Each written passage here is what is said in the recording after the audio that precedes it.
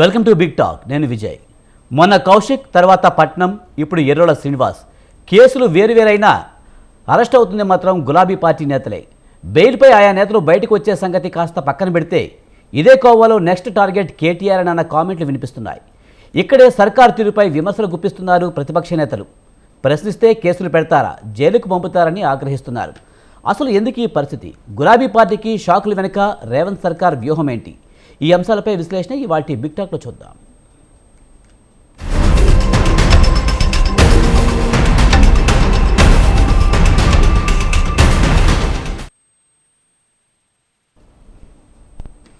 తెలంగాణలో ప్రతిపక్ష నేతల అరెస్టుల పరంపర కొనసాగుతూనే ఉంది. మొన్న లగచర్లలో పట్నం నరేంద్ర అరెస్ట్, తర్వాత కౌశిక్ రెడ్డి, ఇప్పుడు ఎర్రోల శ్రీనివాస్.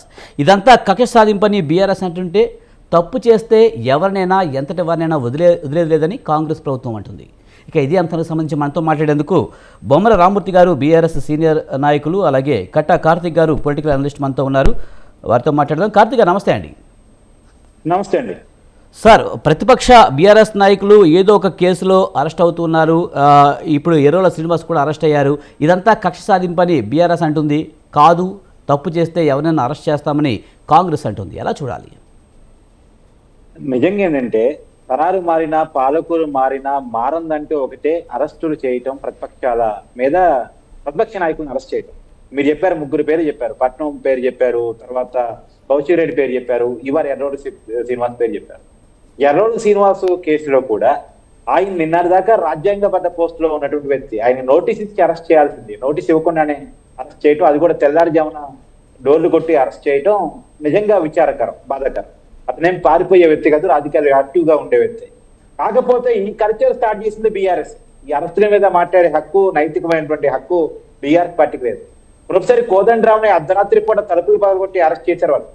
ఇంకా నయం. ఒక విషయం ఏంటంటే, ఇప్పుడు ఎర్రోడు శ్రీనివాస్ని అరెస్ట్ చేసినా, లేదంటే అంతకుముందు కౌశిక్ రెడ్డిని అరెస్ట్ చేసినా పెట్టడానికి కేసు కనపడుతుంది. వాళ్ళు పోలీసు స్టేషన్లపై గొడవ చేశారు, పోలీసు విధులను అడ్డుకున్నారు బంజారాహిల్స్ పిఎస్ లో. ఇది మనందరికీ మీడియా కెమెరాల సాక్షిగా దొరికినటువంటి విజువల్. అది వాళ్ళు క్లియర్ గా గొడవ చేయటువంటి ఇక్కడ కేసు ఉంది. కానీ ఏ కేసు లేకుండా ఆందోళన చేస్తారనే కారణం చేత, ధర్నా చేస్తారనే కారణం చేత, బయట జనంలోకి వెళ్తారనే కారణం చేత కోదండరామ్ని అరెస్ట్ చేశారు కదా, రేవంత్ రెడ్డిని అరెస్ట్ చేశారు కదా. రేవంత్ రెడ్డిని బయటికి పోనీయకుండా ఎన్నిసార్లు అరెస్ట్ చేశారు. ఇప్పుడు ఆ పరిస్థితి లేదు కదా, ప్రజల్లోకి నాయకులు వెళ్ళగలుగుతున్నారు కదా. కేటీఆర్, హరీష్ రావు రోడ్డు షోలు, ప్రజల్లోకి యాత్రలు, దీక్ష దివాసులు పెట్టుకోగలుగుతున్నారు కదా. ఇవాళ పరిస్థితి మనకు కళ్ళకు కనపడతాం, ప్రజాస్వామ్యం కళ్ళకు కనపడతాం. గతంలో మాలాంటి వాళ్ళు అనేక మంది డిమాండ్ చేస్తున్నాం. ఇందిరా పార్క్ దగ్గర ధర్నా చౌక్ అనేది ఒకటి ఉండేది. ఆ ధర్నా చౌక్ ని ఎత్తేయొద్దు అని చెప్పేసి అంటే అసలు ప్రజలతో, ప్రజా సంఘాలతో చర్చ లేకుండా, ఇప్పుడు ధర్నా చౌక్ ని ఎత్తేసే ముందు ఒక ప్రొసీజర్ ఫాలో కావాలి. ఆ ధర్నాన్ని నమ్ముకొని ప్రజల సమస్యలు అక్కడ లేవనెత్తవచ్చు. అసెంబ్లీకి దగ్గరగా ఉంటది, సెక్రటరీకి దగ్గరగా ఉంటది, అక్కడ ఆందోళన కార్యక్రమాలు నిర్వహించుకోవచ్చు అని కొన్ని దశాబ్దాలుగా ఉమ్మడి రాష్ట్రంలో కూడా తెలంగాణ ఉద్యమం కూడా అక్కడే జరిగింది. అలాంటి ప్లేస్ లో అక్కడి నుంచి ధర్నా చౌక్ ఎత్తేస్తున్నప్పుడు కనీసం ప్రజా సంఘాలతో కూడా చర్చ లేకుండా ఎత్తేసారు దుర్మార్గంగా. చివరికి ఏమంటే అదే ధర్నా చౌక్ లో మొన్న కేసీఆర్ ధర్నా చేయాల్సి వచ్చింది, కేటీఆర్ ధర్నా చేయాల్సి వచ్చింది. కాబట్టి మనం అర్థం చేసుకోవాల్సిందంటే, ప్రజాస్వామ్యాన్ని కూని చేయడంలో అక్కడ బీఆర్ఎస్ కి ఎంత పాత్ర ఉందో ఇవాళ కాంగ్రెస్ కొంత పాత్ర వహిస్తాం. నేను బీఆర్ఎస్ అలా చేసిందంటే కాంగ్రెస్ కూడా అలా చేయాలని చెప్పనేను. రాజకీయంగా కాంగ్రెస్ చేస్తున్న తప్పును కూడా ఎత్తి చూపుతాను. ఖచ్చితంగా అరెస్టు చేసే క్రమంలో ప్రొసీజర్ ఒకటి ఉంటుంది, ఆ ప్రొసీజర్ ని ఫాలో కావాల్సిందే. ఇంకా కేటీఆర్ అరెస్ట్ అంటారా? కేటీఆర్ అరెస్టులో ఒకటి, కేటీఆర్ అరెస్ట్ చేయటం చేసే ముందు ఏం కేసు పెట్టావు, ఎంత కేసు పెట్టావు, ఏ రకమైన కేసు పెట్టావు అని చూసుకోగలగాలి. ఇవాళ ఫార్ములా ఈ ఫార్ములా రైస్ మీద కేటీఆర్ అరెస్ట్ చేస్తారని ఒక ప్రచారం. ఈ ఫార్ములా కేసు ఏంటి? ఒకటి, 55 కోట్ల రూపాయలు విదేశీ కంపెనీకి ట్రాన్స్ఫర్ చేశారు, అవినీతికి పాల్పడ్డాడు. ఇక్కడ అవినీతి అని ఇంతవరకు ఏసీబీ నిరూపించలేకపోయింది. నేను ఎఫ్ఐఆర్ చాలా క్లియర్ గా చూశాను. ఎఫ్ఐఆర్ లో ఏసీబీ పెట్టింది ఏంటంటే ప్రొసీజర్ ఫాలో కాలేదని మాత్రమే. అంటే మన ఆర్బీఐ చెప్పి చేయాలి, ఫైనాన్స్ డిపార్ట్మెంట్ కి చెప్పి చేయాలి 55 కోట్లు ట్రాన్స్ఫర్ చేసినప్పుడు, కానీ చెప్పకుండా ట్రాన్స్ఫర్ చేశారు. 10 కోట్లుగా పైగా హెచ్ఎండిఏ ట్రాన్స్ఫర్ చేయాలంటే ఖచ్చితంగా ఫైనాన్స్ శాఖ అనుమతి అవసరం.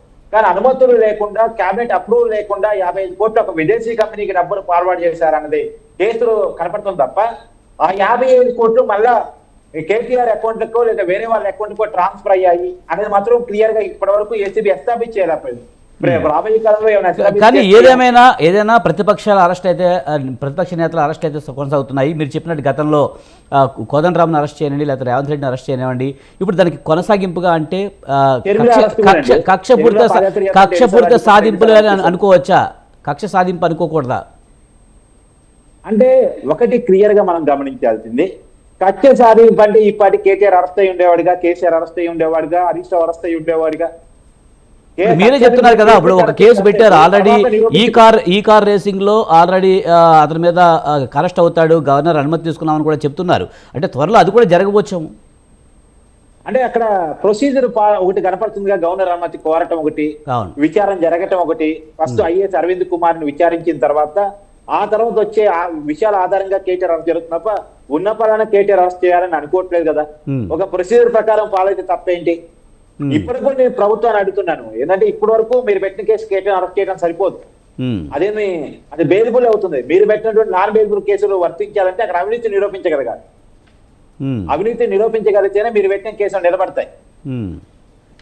అవినీతి నిరూపించడానికి ఇప్పటివరకు ఏసీబీ పెట్టిన ఎఫ్ఐఆర్ ప్రకారం అవినీతి నిలబట్టడానికి ఆధారాలు సంపాదించలేదు అనేటువంటిది నాకు కళ్ళకు కనపడుతుంది.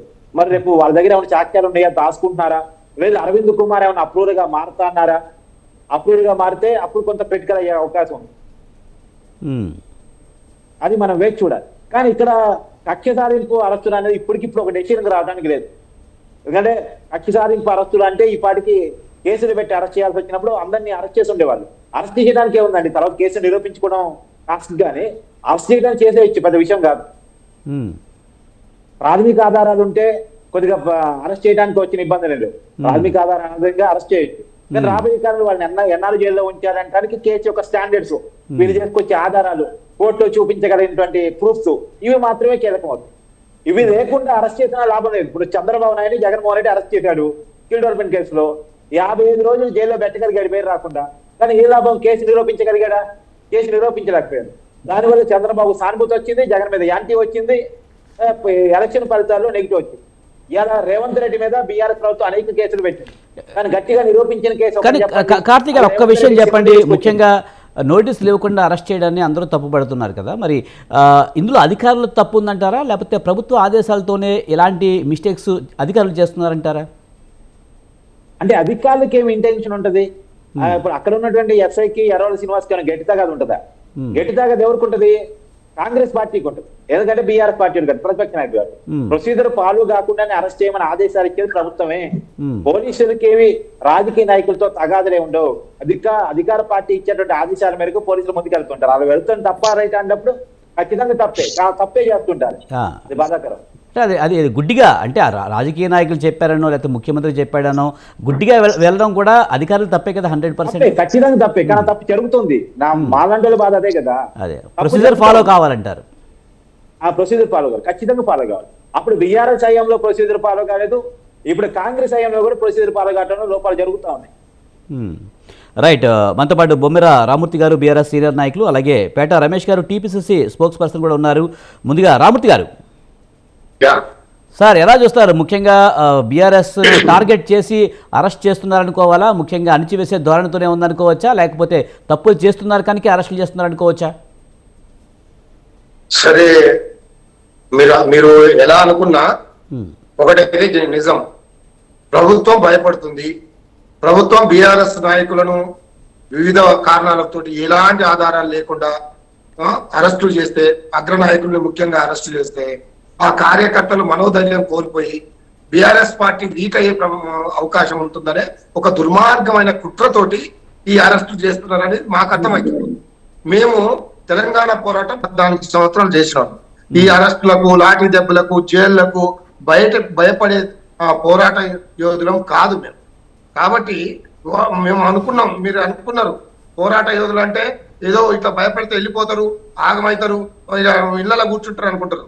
కానీ గడ్డ పరకలం కాదు,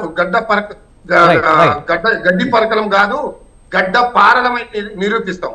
వీళ్ళు చేసే ప్రతి అక్రమాన్ని బయట పెడతాం. నాకు అర్థం కాదు. మా మిత్రుడు మాట్లాడుతూ వాళ్ళు నిజంగా నిజాయితీ ఉంటే ఎప్పుడు అరెస్ట్ చేసేటోళ్ళు. ఎందుకు అరెస్ట్ చేయాలి బీఆర్ఎస్ పార్టీ నాయకుల్ని? ఏం ఆధారాలు ఉన్నాయని అరెస్ట్ చేయాలి?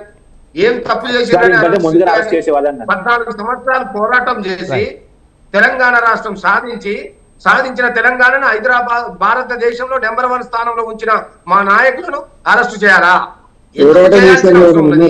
రైట్ రమేష్ గారు మీరు మాట్లాడిన తర్వాత రైట్ ప్రభుత్వాన్ని నడిపే దమ్ము లేక ఉద్యమకారులని, పోరాటం పటిమ ఉన్న నాయకులని అందరినీ కూడా ఒక్కొక్కరిని అరెస్ట్ చేస్తున్నారు.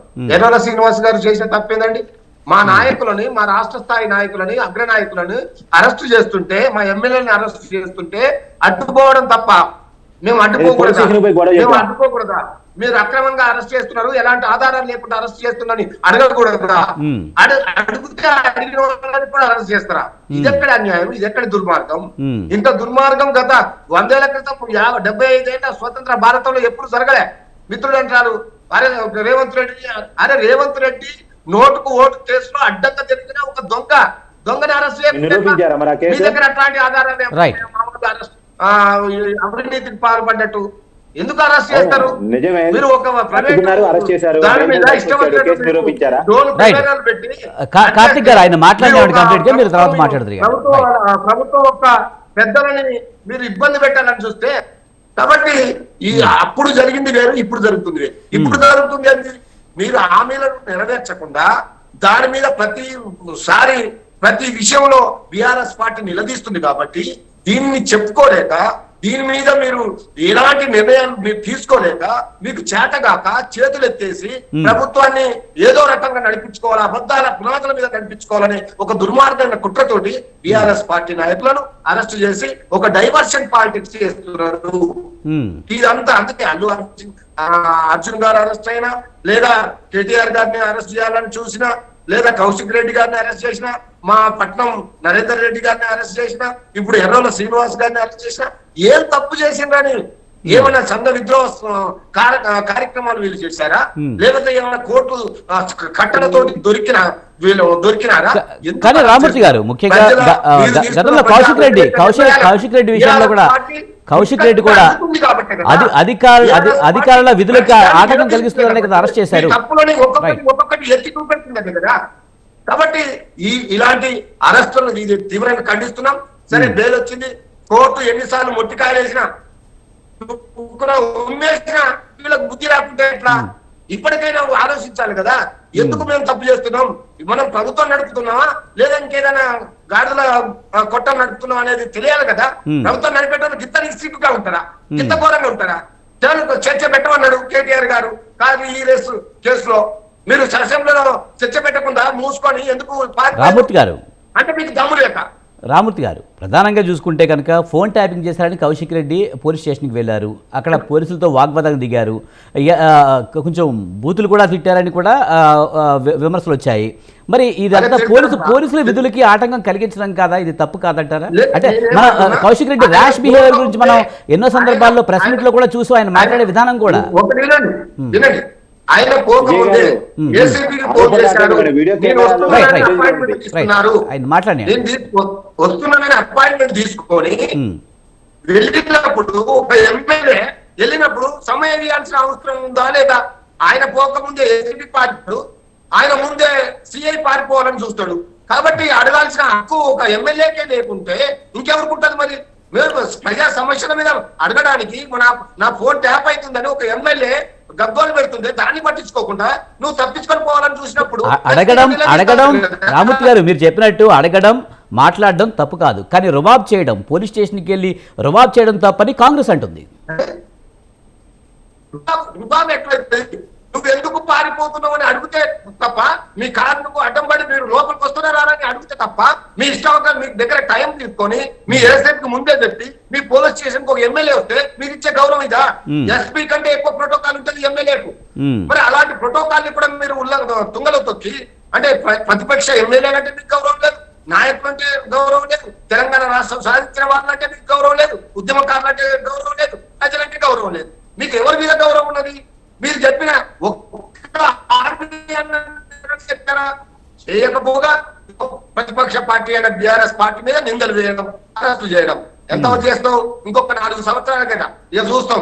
తర్వాత 40 సంవత్సరాలు బీఆర్ఎస్ పార్టీ మీ అంత చూస్తారని కాంగ్రెస్ పార్టీ నాయకులు ఈ రోజు హెచ్చరిస్తున్నారు. ఒక దళిత నాయకుడిని ఈ రోజు అరెస్ట్ చేస్తారా? ఆయన ఇప్పుడిప్పుడు ఎదిగారు. ఆయన ఎస్సీ ఎస్టీ కానీ రామూర్తి గారు మీరు డైరెక్ట్ గానే రామూర్తి గారు మీరు డైరెక్ట్ గానే వార్నింగ్ ఇస్తున్నారు. మేము అధికారంలోకి వస్తాం 4 ఏళ్ల తర్వాత మీ సంగతి చూస్తాం, మీ అంతు చూస్తాం డైరెక్ట్ గానే చెప్పేస్తున్నారు. ఇప్పుడు మీరు ఇంత డైరెక్ట్ గానే వార్నింగ్ ఇచ్చినప్పుడు వాళ్ళ బిహేవియర్ కూడా అలాగే ఉంటుంది కదా.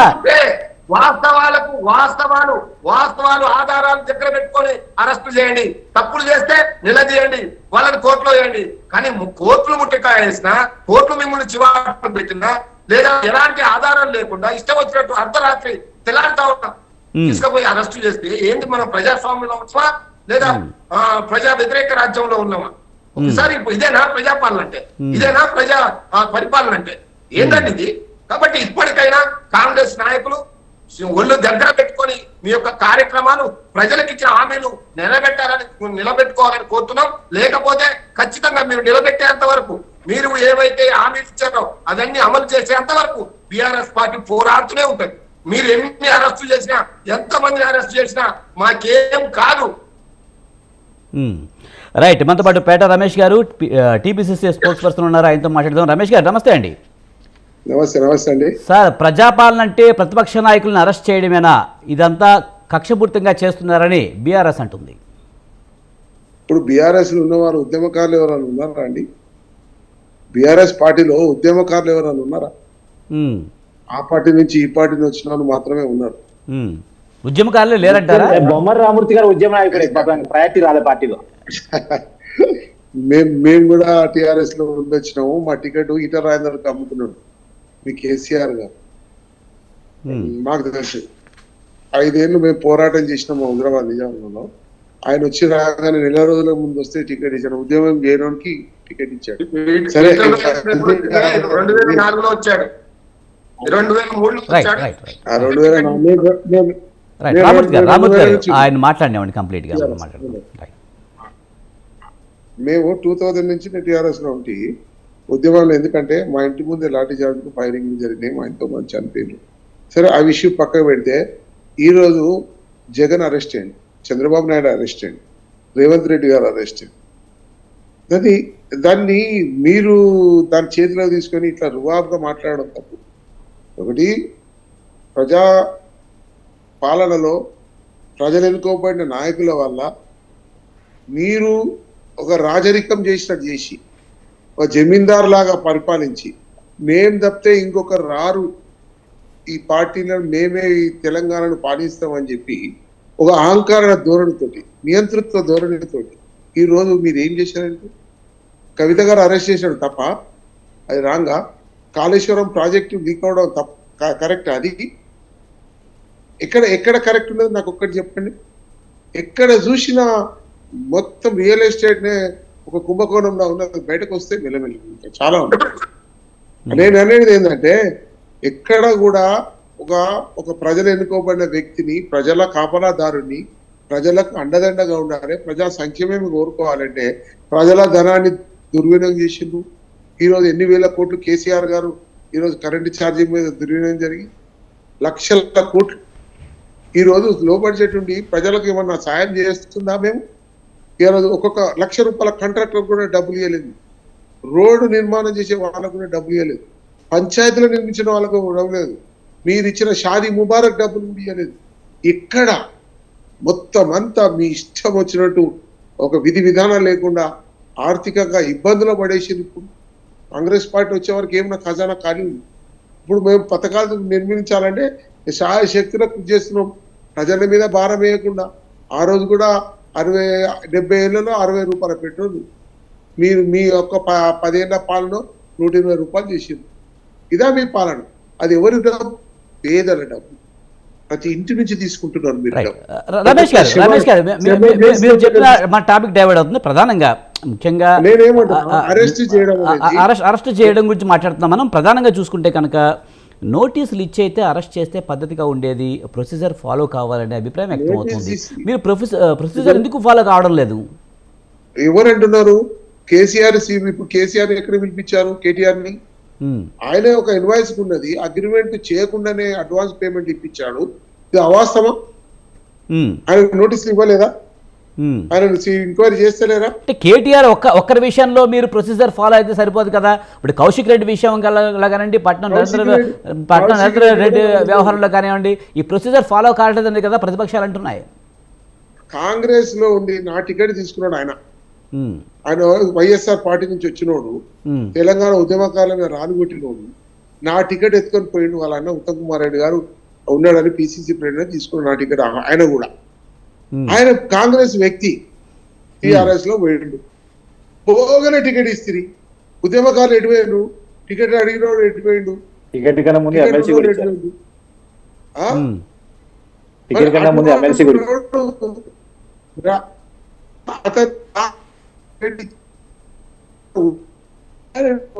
వాడుకుంటూ ప్రజా వ్యతిరేకంగా మాట్లాడడం, పోలీసుల వ్యతిరేకంగా మాట్లాడడం, రాజకీయ ఇష్టం వచ్చినట్టు.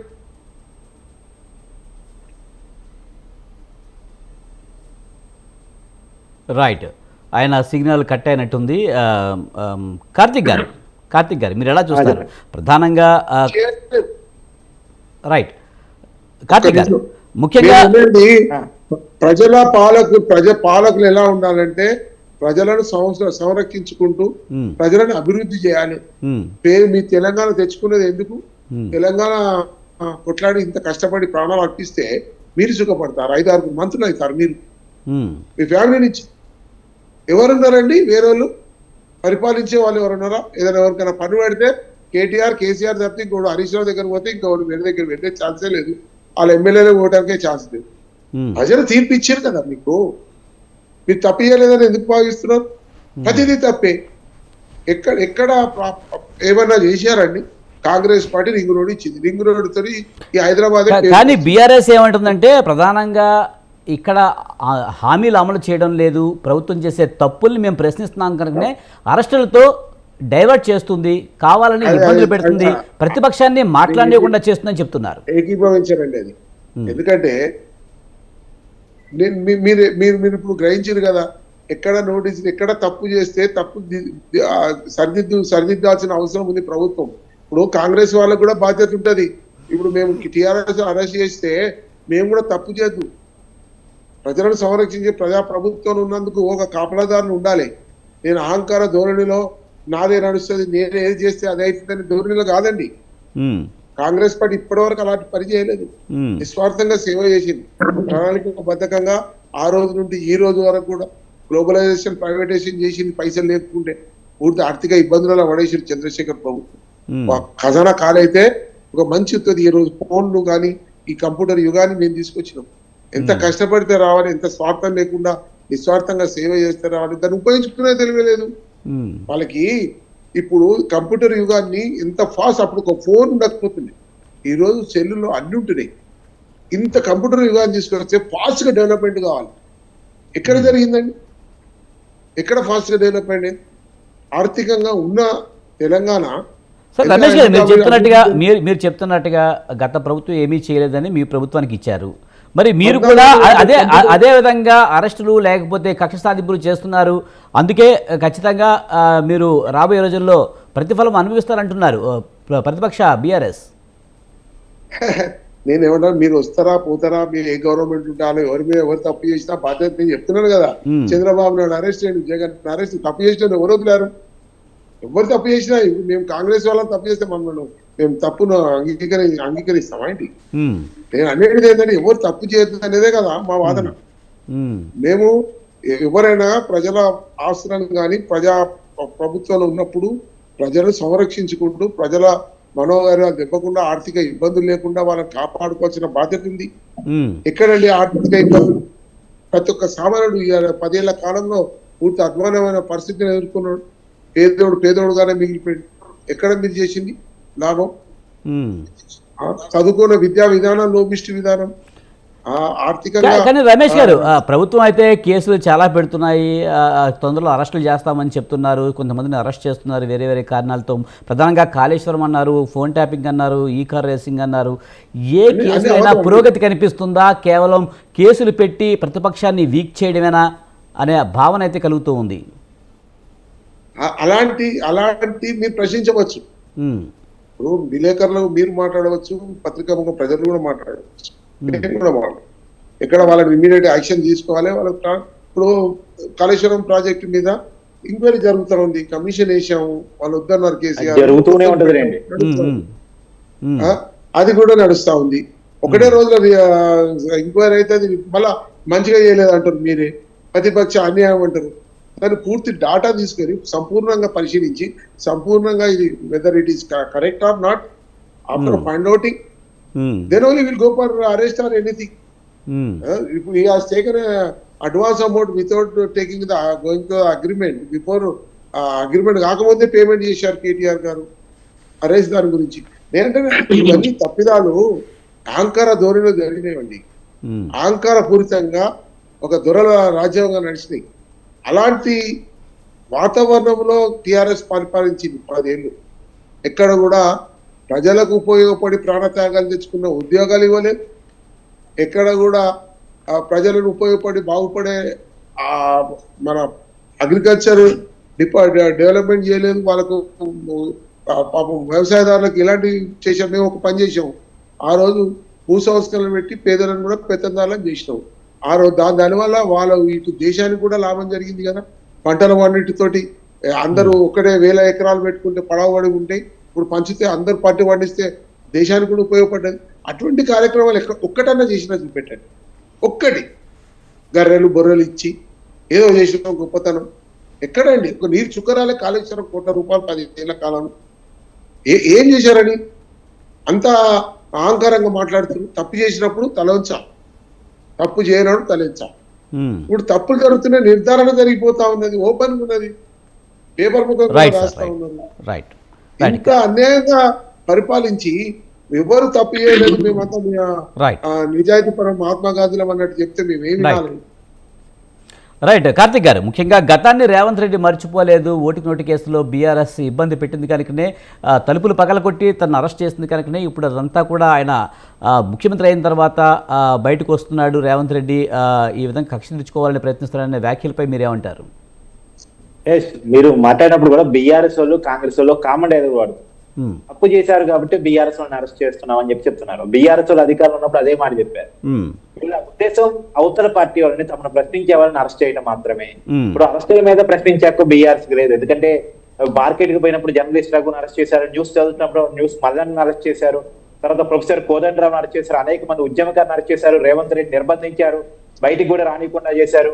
తర్వాత షర్మిలాని రోడ్డు మీద లాక్కొని వెళ్ళారు, ఒక మహిళను పట్టుకొని కమ్యూనిస్ట్ పార్టీలని అరెస్టు చేశారు, దారుణంగా నిర్బంధించారు, ధర్నా చౌక్ని ఎత్తివేశారు. ఇందాక నేను చెప్పినట్టు ఇలాంటి వాళ్ళు ఇవాళ అరెస్టుల మీద ఏడవటం అనేటువంటిది కరెక్ట్ కాదు. ఎందుకంటే చట్టరీత్యా కాంగ్రెస్ పార్టీ ప్రొసీజర్ ఫాలో కావట్లేదు అనేది ఒకటి నిజం తప్ప అరెస్టులు తప్పాలనేటువంటి నైతిక హక్కు బీఆర్ఎస్ పార్టీకి లేదు.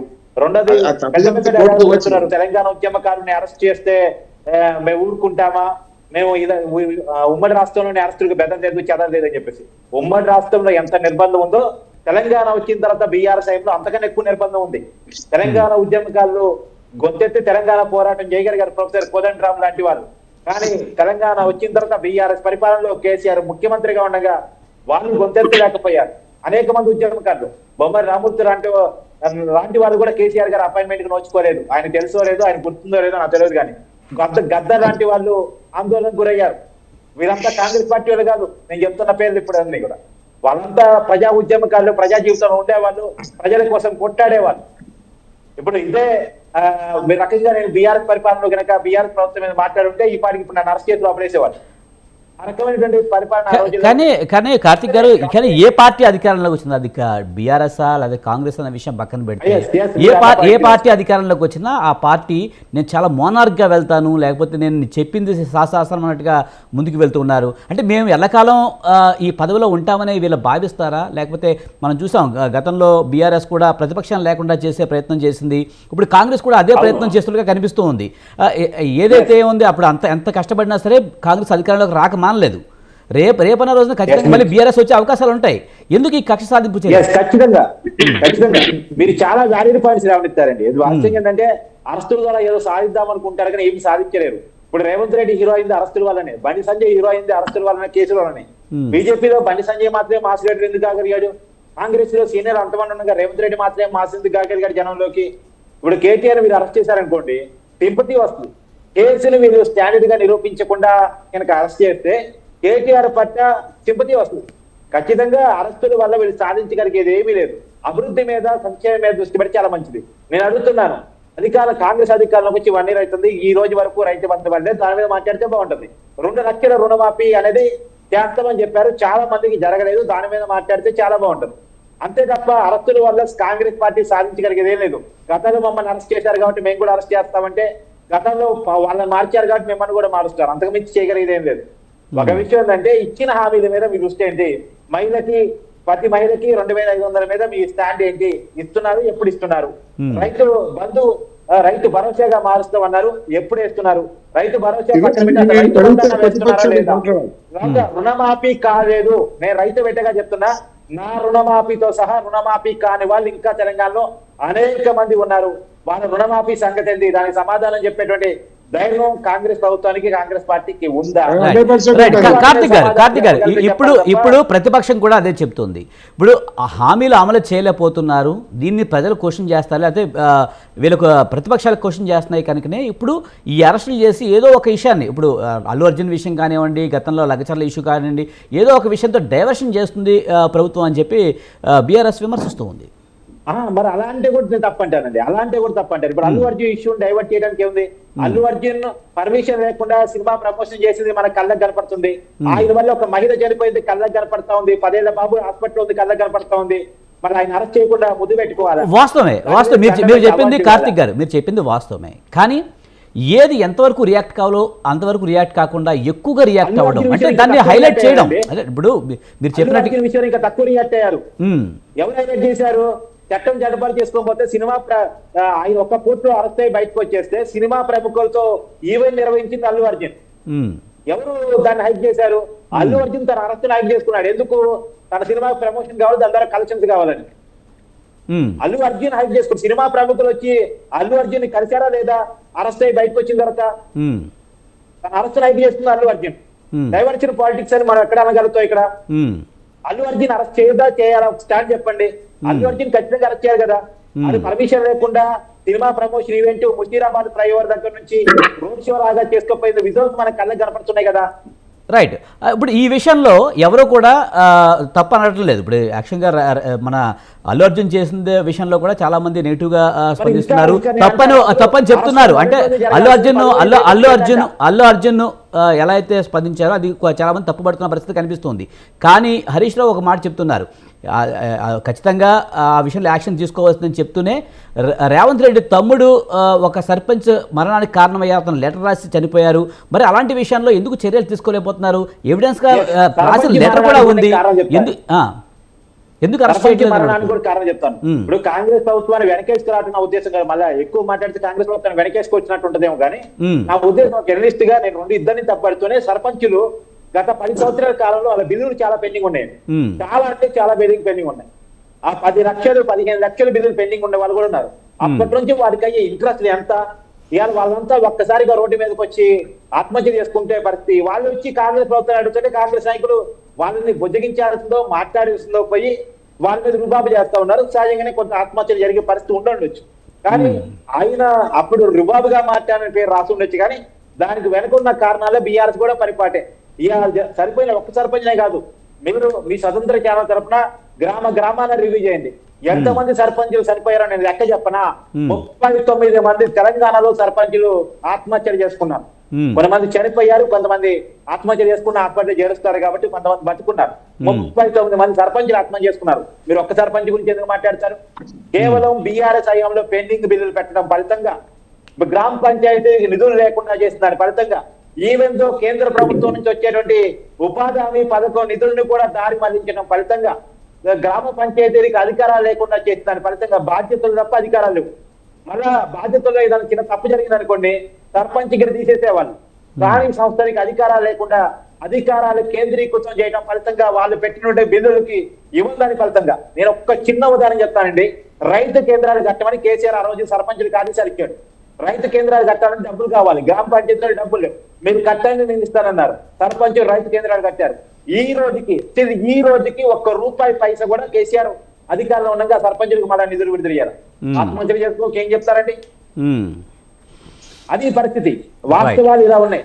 రైట్. రామూర్తి గారు, ప్రధానంగా ప్రతిపక్షాలని ముఖ్యంగా ప్రతిపక్షం కావాలని రాద్ధాంతం చేస్తున్న విమర్శలు కూడా ఉన్నాయి. ముఖ్యంగా లగచర్లలో కలెక్టర్పై దాడి కూడా ఉద్దేశపూర్వకంగా చేశారు, అందుకనే అరెస్టులు చేయాల్సి వచ్చిందనేది అధికార పక్షం చెప్తూ ఉంది. మిత్రుడు రాజకీయ విశ్లేషకుడు వచ్చి కాంగ్రెస్ ఏజెంట్ గా మాట్లాడుతున్నాడు. నీవు కాంగ్రెస్ కండువా కప్పుకుంటున్నావా? నీకు కనీసం నీకు బాధ్యత లేకుండా మాట్లాడుతున్నావు. నీకు బాధ్యత లేకుండా మాట్లాడుతున్నావు. దేశంలో గ్రామ పంచాయతీల మీద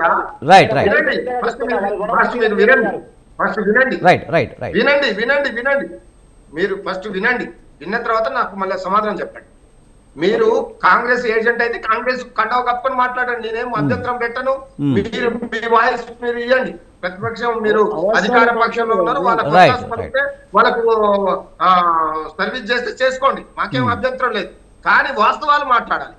గ్రామ పంచాయతీ లెవెల్లో 20 అవార్డులు రాష్ట్రం దేశంలో పెడితే 19 అవార్డులు ఈ తెలంగాణకు వచ్చినాయి. ఇది మీరు గుర్తు పెట్టుకోవాలా. ఇప్పుడు గ్రామాల పరిస్థితి ఏంది, గత సంవత్సరం గ్రామాల పరిస్థితి ఏంది, గ్రామ పంచాయతీల సర్పంచులు ఎలా గల్లెత్తుకొని సంతోషంగా ఉన్నారు, ఈ రోజు ఎలా అసలు గ్రామాలను పట్టించుకునే నాదుడే చెత్త తీసేటోళ్ళు లేరు.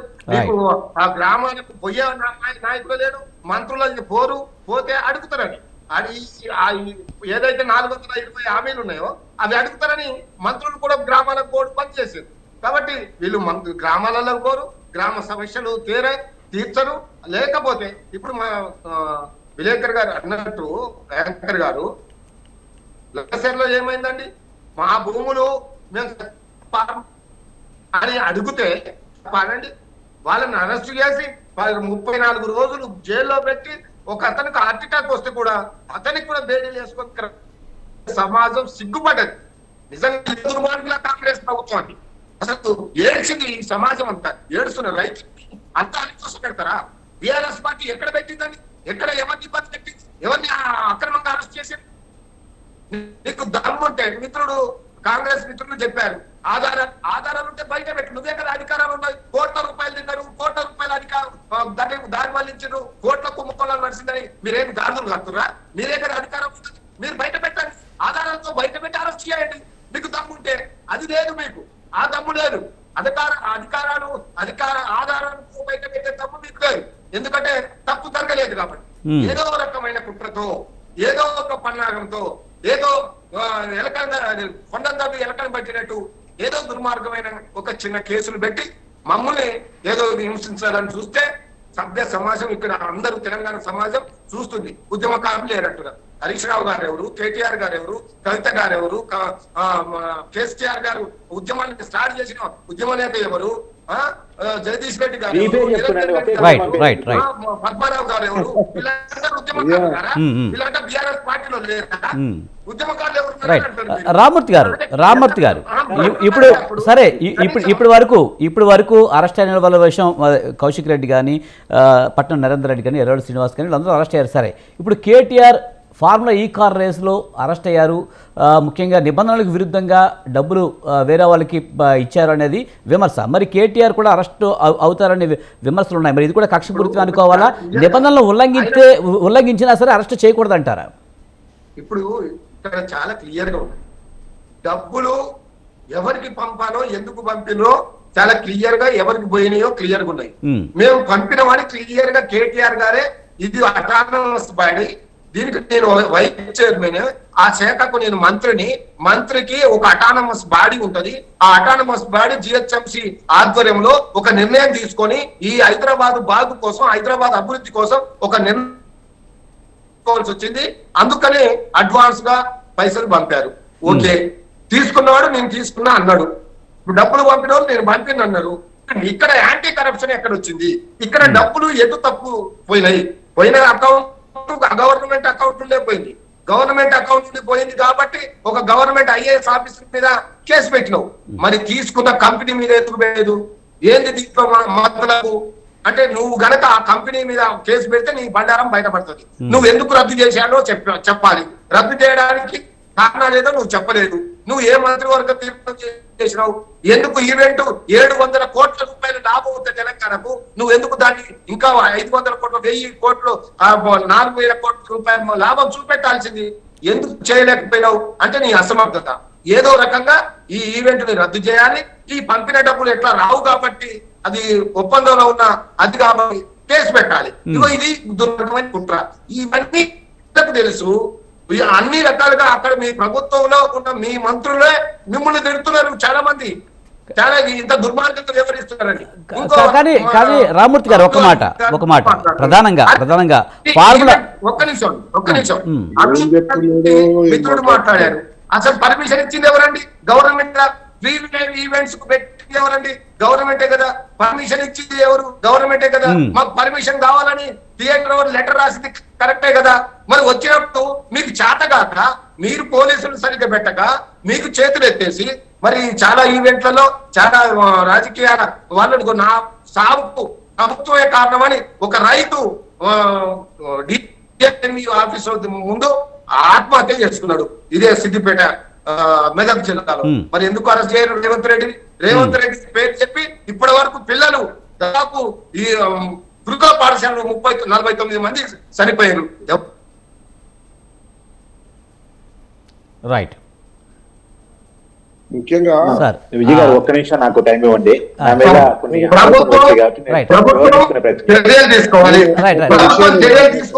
ఒకసారి కార్తీక్ గారు జరుగుతున్నాయి ఈ కార్యక్రమాలు కాబట్టి ప్రభుత్వం మీద కేసు పెట్టాలి. ప్రభుత్వం ఈ రేస్ లో కూడా ప్రభుత్వం మీద రావాల్సిన లాభాలతో అడ్డుకున్నది.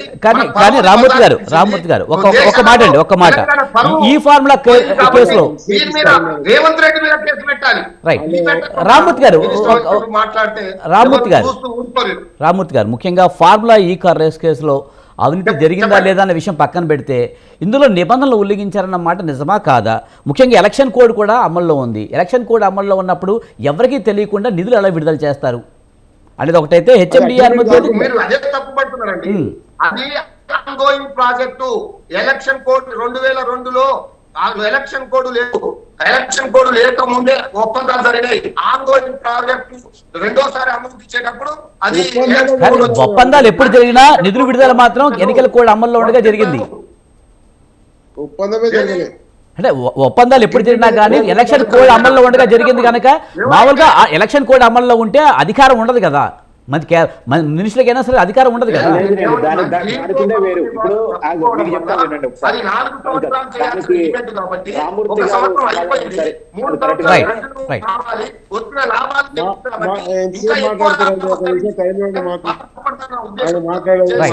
రామూర్తి గారు మీ వాయిస్ కట్ అవుతుంది. ప్రొసీజర్ లేకపోతే ఉంటే దాని మీద కేసు పెట్టండి. ఓకే. ప్రొసీజర్ లేకపోతే ఏంటండి మీరు యాంటీ కరప్షన్ మీరు తీసుకున్న వాడి మీద ఎందుకు పెట్టలే? మరి అది కాదు బ్రదర్, యాంటీ కరప్షన్ ఇద్దరు మీద పెట్టాలి కదా. కాబట్టి డైవర్షన్ పాలిటిక్స్ చేస్తున్నారు. వీళ్ళు ఇచ్చిన హామీలు నెరవేర్చలేక నేను కాంగ్రెస్ మిత్రుడు నేను అడుగుతున్నా. రామూర్తి గారు మీ వాయిస్ కట్ అవుతుంది కొంచెం. 2500 హామీ రైట్. అప్పుడు ఎవరిని మాట్లాడించాలి కానీ ఇప్పుడు ఎవరిని మాట్లాడించాలి. Right. Ramesh garu right. Ramesh garu right right right right. Ramamurthy garu right right. Ramesh గారు మీరు చెప్పండి. ముఖ్యంగా ఇందిరమ్మ రాజ్యంలో 6 గ్యారెంటీల సంగతి దేవుడెరుగు, ఏడో గ్యారెంటీగా ఎమర్జెన్సీ అమలు చేస్తున్నాడు రేవంత్ రెడ్డి అని విమర్శలు చేస్తున్నారు. ముఖ్యంగా హామీలన్నీ గాలి కొదిలేశారు, ఇచ్చిన హామీలు ఏమీ నెరవేర్చట్లేదని చెప్తున్నారు. ఇదేం అన్యాయం సార్, ఇది అన్యాయమా అక్రమం? ఇవి మాట్లాడుతున్నందుకే అరెస్ట్ అంటున్నారు. అది కాదండి, 6 పథకాల అమలు గురించి మాట్లాడితే దాని గురించి ఏమేమి వచ్చినాయి, ఏం చెప్పినా, ఎన్ని ప్రజలకు అందినాయని మాట్లాడగలుగుతాం. అది మాట్లాడి దీని మీద టర్న్ చేసడం ఎందుకు? హామీల విషయాలు మీరు మాట్లాడి ప్రతిపక్ష హోదాలు అనేది మీకు ఇది కాలేదు, ఇది అయిందని మనం జవాబు చెప్తాం. కానీ మీరు అమలే చేయలేదు, ఏం చేయలేదు అంటే తప్పు. రెండో విషయము, వీళ్ళు ప్రతిపక్షంలా కూర్చొని కూడా పాపం నోరు కట్టేస్తుంది. ఇవాళ ధర్నాల చౌకలు ఎత్తేసిన ఘనత మీది. ఎవరికైనా కష్టం వచ్చి కడుపు గాలి చెప్పుకుందామన్నా ఉద్యోగులు కానీ, వ్యవసాయదారులు కానీ, విద్యార్థులు కానీ రైట్ రామూర్తి గారు ఒక్క నిమిషం రైట్ ఇలా మాట్లాడకండి, మధ్యలో మీరు మాట్లాడాను. రైట్ విద్యార్థులకు కానీ ఎవరన్నా మాకు అన్యాయం జరిగింది చెప్పుకొని పరిస్థితులలో మీ పరిపాలన జరిగితే మీరు గొప్పతనం చేసినాం, మేము గొప్పతనం అని చెప్పుకున్నాం, ఎంత శిక్ష ఏంటండి? ఒక్కటే ఏదన్నా ఒక్కటే కేసీఆర్ ఆ ఫామ్ హౌస్ దగ్గర బయటకు వచ్చి మాట్లాడిన మంత్రులతో, ఎమ్మెల్యేలతో అదా పాలన? అదా పాలన మీది? మంచేదో చెడ్డేదో ఎక్కడ ఓ మీటింగ్ లో పబ్లిక్ మీటింగ్ వచ్చి 2 తిట్టిపోవడం తప్పితే ఎక్కడ ప్రజల దగ్గరకు వచ్చిండు? ఏ నిజంగా ప్రజల దగ్గరికి వెళ్ళి మీరు ఒక ముఖ్యమంత్రిగా ఉన్నాడు 10 ఏళ్ల కాలంలో ప్రజలు ఎంత ఆర్థిక ఇబ్బందులను పడిపోయిండ్రు మీరు చేసే ఘనతలకు. ఎక్కడన్నా ప్రజలు ఉపయోగపడి లాభపడేది ఇక్కడ ఉందా? వాడు చిరుద్యోగులను బయటకు తీసుకొచ్చినా, వ్యవసాయాలకు ఆ గిట్టుబాటు కలిగించినా, అదే ఉద్యోగస్తులకు ఉద్యోగం ఇచ్చినా, విద్యా విధానం లోబుష్టిగా తీసుకుపోయింది. ఇక్కడ బర్రెలిత్తే అల్లకా కుంభకోణమే, గొర్రెలిత్తే కుంభకోణమే. మీ కుంభకోణాలు ఒకటారు ఉందా? మీరు మాట్లాడడానికి ఆస్కారం కూడా లేదు. మీరు ప్రతిపక్ష హోదా కూడా పోతుంది ఇలాగ మాట్లాడితే. ఎందుకంటే మాట్లాడటానికి మీకు ఎవరో ఉంటే మాట్లాడుతారు, కానీ మేము అన్ని తెలిసిన వాళ్ళం ఉన్నాం. ఒక కాంగ్రెస్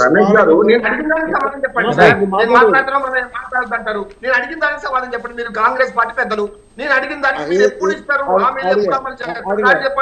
ఏం అడుగుతా దాని జవాబు చెప్తా, చెప్పు అడుగు. అదే నేను అడిగిన కదా, మహిళలకు 2,500 ఇస్తా అన్నారు, ఎప్పుడు ఇస్తారు? వృద్ధులకు, వికలాంగులకు 4,000 పెన్షన్ ఇస్తా అన్నారు, ఎప్పుడు ఇస్తారు చెప్పండి? ఇది మంచి హోదా గల మాట. మీరు ఎప్పుడు ఇస్తారా లేదా అనేది మీరు మాట్లాడాల్సిన అవసరం ఉన్నది. మీరు ఎవరన్నా అరెస్ట్లు కానీ తప్పు జరిగితే తప్పిదాలు, ఇప్పుడు కవితను ఎందుకు అరెస్ట్ చేసామని అడగగలుగుతావా? తప్పు. కాళేశ్వరం ప్రాజెక్టు ఎందుకు మేము ఎవరు కూడా పెట్టినాను కూడా అన్నారు, బాంబులు పెట్టామని. అట్లే ఉంటాయి. నేనేమంటున్నా 6 పథకాల ప్రోగ్రామ్ కూడా అన్ని కూడా ఇంప్లిమెంట్ చేయడానికి మీరు చేసిన తప్పిదాల వల్ల ఈరోజు ఈ దుస్థితి. ప్రభుత్వ ఖజానాలో మాకు ఏం లేకుండా బాగుండు. ఈ రోజు మొత్తం ఖజానా కాల్ చేసి అప్పులు పెట్టిపించారు. మేము అనేది బడ్జెట్ లో మీకు మీ ప్రతి సంవత్సరం కూడా మీకు ఎలాంటి బడ్జెట్ ను మీరు ముందు పెట్టాలనేది మాకు అన్ని తెలుసండి. మీరు చేసిన కేంద్రం నుంచి వచ్చిన నిధులు కూడా దారి మంచి ఎటేటో పంపించుకున్నారు. ప్రజలకు అందాల్సిన ఏ కార్యక్రమాన్ని కూడా ప్రజలకు అందాలి. మీరు మాట్లాడేది ఏంటండి? మేము చేస్తున్నాం, కృషి చేస్తున్నాం. మా రేవంత్ రెడ్డి గారు మంత్రివర్గం ఈ రోజు అన్ని వర్గాలకి అన్ని అమలు చేయడానికి కోసం సర్వ విధాలా కృషి చేస్తాం. డబ్బు లేకుండా నువ్వు ఇల్లు కడతావా? ఏదో తీసుకోవాలో ఏదో చేయాలా? ఇదే రమేష్ గారు, మీరు ఇదే రేవంత్ రెడ్డి గతంలో కేసీఆర్ చేసిన అప్పుల గురించి మాట్లాడడం జరిగింది. రమేష్ గారు నేను చెప్పేది వినండి. కేసీఆర్ చేసిన అప్పుల గురించి మాట్లాడారు, మొత్తం ఖజానా అంతా గొల్ల చేస్తున్నారని ముందే చెప్పారు. కానీ మరి ఇన్ని హామీలు ఎందుకు ఇచ్చారు? మరి మీరు అమలు చేయలేనప్పుడు మరి బీఆర్ఎస్ గొల్ల చేసింది, ఇప్పుడు ఏమీ లేవనే మీకు తెలియదా? ముందు అధికారం రావాలి, తర్వాత మర్చిపోవాలి. ఎక్కడన్నా బయట పెట్టించినా సార్ వీళ్ళు ఏదైనా ఖజానా ఉందో చెప్పుకోగలిగిన. మీరు చెప్పారు కదా అప్పుడే 10 లక్షల కోట్లు 12 లక్షల కోట్లు అప్పులు చేశారు కేసీఆర్, మొత్తం అంతా అయిపోయింది. తప్పు చేస్తున్నారు చెప్పడానికి కూడా వీళ్ళు కూడా ధర్నా చౌకలు ఎత్తేసారు. ఏం చెప్పమంటారండి? సరే దీనికి చెప్పండి. మీరు ప్రధానంగా అప్పుల గురించి మాట్లాడుతున్నారు. అరే ఎలా తెలుస్తారండి? మీరు కూడా అడుగుతారు. ప్రభుత్వంలో వచ్చినాక తెలుస్తాయి కదా. కానీ మీరు ముందే చెప్పారు కదా, మీరు ప్రతిపక్షంలో ఉండగానే ఎన్నోసార్లు 10 లక్షల కోట్లు అప్పు చేశాడు కేసీఆర్, 12 లక్షల కోట్లు అప్పు చేశారని చెప్పారు కదా.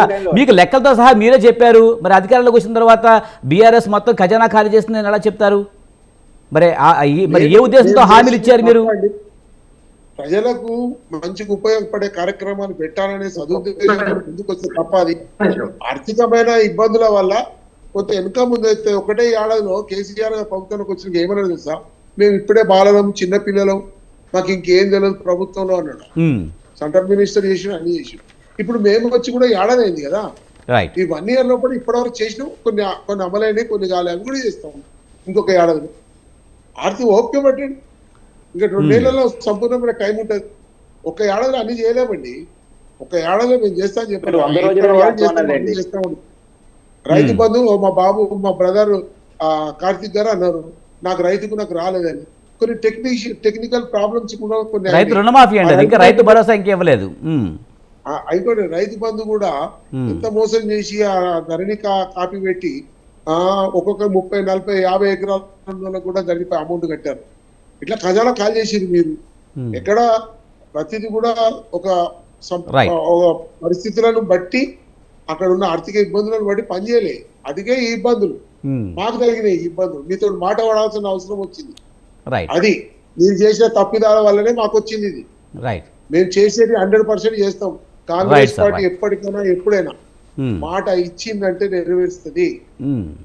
ఏది కూడా ఇప్పటి వరకు అమలు కానిది ఏది లేదు. కాంగ్రెస్ పార్టీ మంచి మంచి కార్యక్రమాలు చేశాం, మంచి మంచి పనులు చేశాం. దేశ అభివృద్ధికి అంచెలంచెలుగా ఈ దేశాన్ని ఉన్నత దేశాల సమతుల్యంగా తీసుకుపోయినాం. రాకెట్లు పోయినాయి, స్పేస్ రేట్లు పోయినాయి, కంప్యూటర్ కార్తిక్ గారు ఫైనల్ గా చెప్పండి.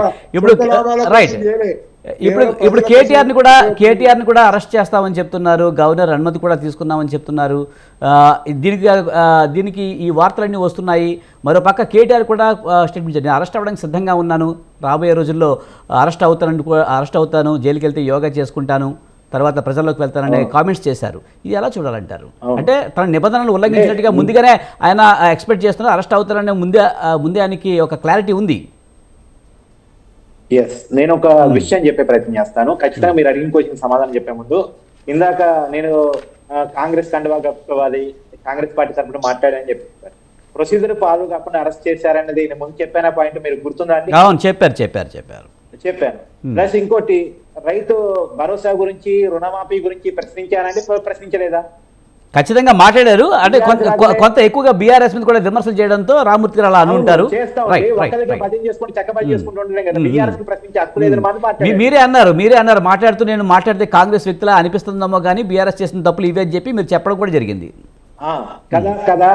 కాబట్టి మనం అది అనకూడదు. కాంగ్రెస్ ప్రభుత్వాన్ని కూడా నేను చాలా గట్టిగానే ప్రశ్నిస్తాను. ప్రశ్నించే విషయంలో ఎక్కడ తగ్గేది లేదు. కానీ వాళ్ళకి కొద్ది టైం ఇవ్వాలనే కారణం చేత కేసీఆర్ ఏ కారణం చేత ప్రగతి భవన్ లోనే కూర్చుంటాడు. ఆ కారణం చేత నేను కూడా కొంత సమయం పాటించి వచ్చాము. కానీ వీళ్ళు ఇచ్చిన హామీలు ప్రశ్నించే విషయంలో వెనక్కి తగ్గేదే లేదు. ఇందాక ఆయన మాట్లాడుతున్నప్పుడు కూడా చెప్పాను, 100 రోజుల్లోనే మీరు హామీ నెరవేర్చలేదు అనేటువంటి విషయాన్ని. సరే, ఎనీవే ఇంకోటి, సరే మీరు అడిగిన ప్రశ్నలోకి వచ్చేద్దాం. టాపిక్ డైవర్ట్ చేయడం నాకు ఇష్టం లేదు కాబట్టి అడిగిన ప్రశ్నలోకి, ఇంకా ఆరోపణల మీద నేను క్లారిటీ ఇచ్చుకోవాలి కానీ చెప్పాను. ఇప్పటికీ నోరు నొక్కాలనుకుంటే, ఇప్పటికీ ఎండిస్తుల్ని మాట్లాడకుండా చేయాలనుకుంటే, సామాజిక శక్తులను ఆపాలనుకుంటే సాధ్యమయ్యే పని కాదని బీఆర్ఎస్ నాయకులు గుర్తించాలి. అప్పుడు నొక్కారు, ఇప్పుడు నొక్కే ప్రయత్నం చేయొద్దు కదా. దయచేసి మీ విమర్శలు తీసుకోవాలి. సరే, నేను పాయింట్ లోకి వచ్చేస్తే, ఫార్ములా ఈ రేస్ లో కూడా ఇందాక చాలా క్లియర్ గా చెప్పింది ఏంటంటే, కేటీఆర్ మీద పెట్టిన సెక్షన్స్ కేసు వేరు, వారు ఎఫ్ఐఆర్ లో ఎస్టాబ్లిష్ చేసి నేరం వేరు. వాస్తవానికి ఈ ఫార్ములా గురించి ఒక్క నిమిషం నేను బ్రీఫ్ గా చెప్పనివ్వండి. 2022లో ఒప్పందం జరిగింది, అక్టోబర్లోనో సెప్టెంబర్లోనో ఒప్పందం జరిగింది. 2023 ఫిబ్రవరిలో ఫార్ములా 1 రేస్ జరిగిపోయింది. అంటే మన దృష్టిలో 1 రేసు, వాళ్ళ దృష్టిలో 9 రేసు. కానీ ఒప్పందం జరిగినప్పుడు, అంటే 2022 అక్టోబర్లో ఒప్పందం జరిగినప్పుడు 4 ఫార్ములాల కోసం ఒప్పందం జరిగింది, ఒక్కదాని కోసం కాదు.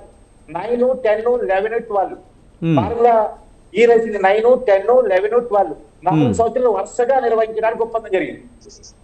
2023లో ఒప్పందం అంటే గ్రీన్కో కంపెనీతో కొలాబరేషన్ తోటి జరిగింది. అంటే ఖర్చు గ్రీన్కో కంపెనీ భరించాలి, రేసు ట్రాక్ మొత్తం హెచ్ఎండి ఏర్పాటు చేయాలి, తర్వాత కంపెనీ ఫార్ములా రేస్ నిర్వహించాలి. ఈ ఫార్ములా కంపెనీ అది 2023 ఫిబ్రవరిలో జరిగిపోయిన తర్వాత గ్రీన్కో కంపెనీ మాకు లాస్ వచ్చింది, 110 కోట్లు ఖర్చు అయింది, లాభం రావడానికి కారణం చేత మేలో మేము తప్పుకుంటామని చెప్పింది, ఓవరాల్ గా చెప్పింది. తర్వాత ఆగస్టులో రిటర్న్ గా చెప్పిన తర్వాత ఈ ఫార్ములా వాళ్ళు నోటీస్ పంపించారు ప్రభుత్వానికి. పంపిస్తే మరి కొత్త కంపెనీని పట్టుకోవటం ఎలక్షన్ టైంలో సాధ్యం కాదనే కారణం చేత తప్ప ఒప్ప అది పక్కన పెట్టాలి, అది కూడా మాట్లాడదు. తప్ప ఒప్ప అంటే ఖచ్చితంగా ప్రభుత్వాన్ని ఇన్వాల్వ్ చేయడం, హెచ్ఎండిని పూర్తి స్థాయిలో ఇన్వాల్వ్ చేయడం, హెచ్ఎండిని స్పాన్సర్ గా పెట్టడం ఖచ్చితంగా తప్పే, నో డౌట్. అంటే హెచ్ఎండిని ఇదేంటి నైతికంగా తప్పు, టెక్నికల్ గా తప్పు కాదు. టెక్నికల్ గా ప్రభుత్వానికి హెచ్ఎండిఏ పార్ట్నర్ గా చేసే హక్కు ఉంది కాబట్టి హెచ్ఎండిఏని పార్ట్నర్ గా చేశారు. కానీ నైతికంగా చూసినప్పుడు ప్రైవేట్ కంపెనీ లాస్ వచ్చింది తప్పుకున్నప్పుడు లాస్ వచ్చే దాంట్లో ప్రభుత్వ కంపెనీలు ఇరికించడం తప్పు. హెచ్ఎండిఏ ఇరికించారు, హెచ్ఎండిఏ మొత్తం ఖర్చు పెట్టుకోవాలి, స్పాన్సర్ లేడు, ప్రైవేట్ కంపెనీ లేదు. అదిగో పట్టుకున్నా ఇదిగో పట్టుకున్నావు అని పట్టుకోలేదు, ఎలక్షన్ వచ్చేసింది. అయితే ఒప్పందం అనేది ఉన్న ఒప్పందానికి కంటిన్యూ చేశాడు. ఇంతకుముందు ముగ్గురు పార్ట్నర్ ఉండేవాళ్ళు, ఆ ముగ్గురు పార్ట్నర్ స్థానంలో వీరికో స్థానంలో హెచ్ఎండి వచ్చింది. కాబట్టి ఇక్కడ ఆర్బీఐ పర్మిషన్ లేకుండా చేయటం అనేది సాధ్యమయ్యే పని కాదు. ఎందుకంటే ఇండియన్ ఓవర్సీస్ బ్యాంక్ నుంచి డబ్బులు పోయాయి, 2 దఫాలుగా పోయాయి. ఇండియన్ ఓవర్సీస్ బ్యాంక్ డబ్బులు ఖచ్చితంగా విదేశీ కంపెనీకి ఫార్వర్డ్ చేసేటప్పుడు ఆర్బీఐ పర్మిషన్ ఆటోమేటిక్ గా తీసుకుంటారు. మీకు కూడా ఎఫెక్టివ్ చేసేటప్పుడు ఇచ్చేటప్పుడు ఖచ్చితంగా గా ఉన్నప్పుడు ఖచ్చితంగా ఆర్బీఐ పర్మిషన్. కార్తిక్ గారు మనకి టైం అయింది, మనం ఇంకొకసారి దీని మీద డిస్కషన్ డీప్కి వెళ్దాము. Thank you very much Karthik గారు, అలాగే రామ్మూర్తి గారు, రమేష్ గారు, థ్యాంక్ యూ వెరీ మచ్ డిబేట్లో పాల్గొన్నందుకు. ఇది ఇవాల్టి బిగ్ టాక్. చూస్తూనే ఉండండి స్వతంత్ర.